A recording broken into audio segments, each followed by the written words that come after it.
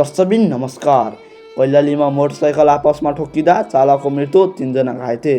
धनगढी कैलालीमा दुईवटा मोटरसाइकल एक आपसमा ठोकिँदा चालकको मृत्यु भएको छ भने अन्य 3 जना घाइते भएका छन्।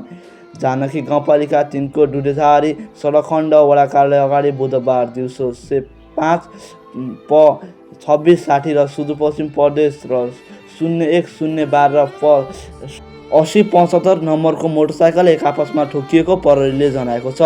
जिल्ला प्रहरी कार्यालय अनुसार दुर्घटनामा जानकी गाउँपालिका 8 मा बस्ने 2560 नम्बरको मोटरसाइकल चालक 19 वर्षीय राजेश परिवारको सेवा नर्सिङ होम नेपालगञ्ज उपचार क्रममा मृत्यु भएको छ। अर्का मोटरसाइकल चालक 45 वर्षीय पुष्कर शाहको अवस्था पनि गम्भीर रहेको छ। उनको कोहलपुर मेडिकल कलेजमा उपचार भइरहेको प्रहरीले जनाएको छ। मोटरसाइकल पछाडि सवारी 13 वर्षीय प्रिन्स शाह र 18 वर्षीय कमल राहको अवस्था पनि खतरामा रहेको छ।